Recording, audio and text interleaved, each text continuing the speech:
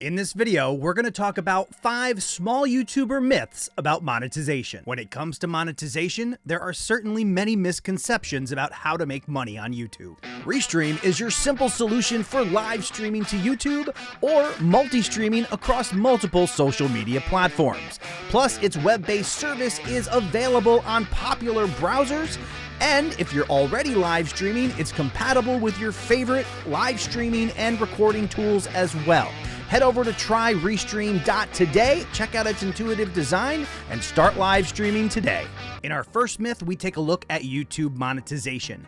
Many people think that they cannot make money on YouTube until they become part of the YouTube Partner Program. And while it is true that that's the way you start making money directly from Google, you don't necessarily need to be part of the YouTube Partner Program to start earning money. There are a variety of other ways that you can make money using your channel and the traffic that it generates. The more successful you are at generating traffic, the more opportunities you will have to earn more revenue. And while you may not have the 1,000 subscribers and 4,000 watch hours to apply for YouTube Partner Program, if you're consistently driving traffic, you may be able to direct that traffic towards other opportunities that can earn you some revenue. Another myth about monetization here on YouTube is that once you get monetized, that you're on easy street and you're going to start earning a lot of money on your channel. But just like channels that aren't monetized, you have to be able to drive traffic in order to create opportunities to direct some of that traffic towards ways to make money. Whether you're funneling that traffic to somebody else's product or service and earning money as an affiliate, or you've created a product or service that is valuable to your audience and you're able to convert some of your viewers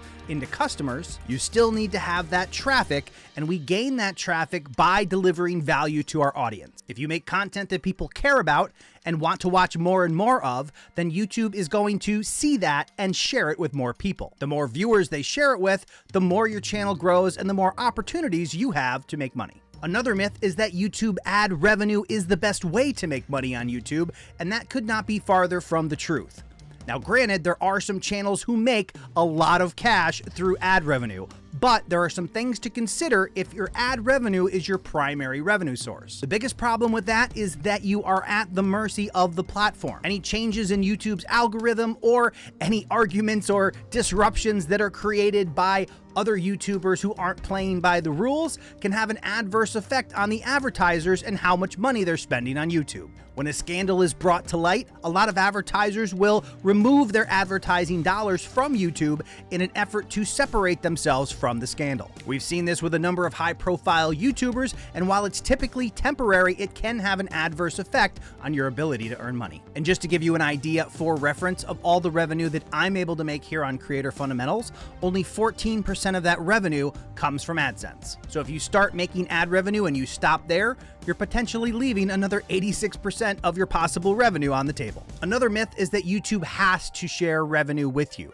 In reality, YouTube does not have to share any ad revenue with you, but they do so in an effort to keep the community happy and help generate more content that earns them money and also earns you money. But every time we have an adpocalypse and revenue goes down, a lot of YouTubers who didn't take the necessary steps to hedge their bets and invest in other ways to make money with their content are faced with a situation where their revenue goes down, they have nobody to blame but YouTube, and then they try to blame YouTube, and the reality is YouTube doesn't owe you anything. Now, the relationship between creators and YouTube is a whole nother topic that we'll have to cover in a future video. If you do want to have that conversation, let me know in the comments below. We can certainly do our best to discuss that. But just remember, there are no guarantees when it comes to ad revenue paid to you by YouTube and Google. And this final myth is something I want to share with you who are hesitant to monetize your content. Many people think that if they place ads on their content that their viewers will stop watching their videos. And granted, there are people out there that have that approach that say, hey, if I see a video with an ad on it, I'm not going to watch it.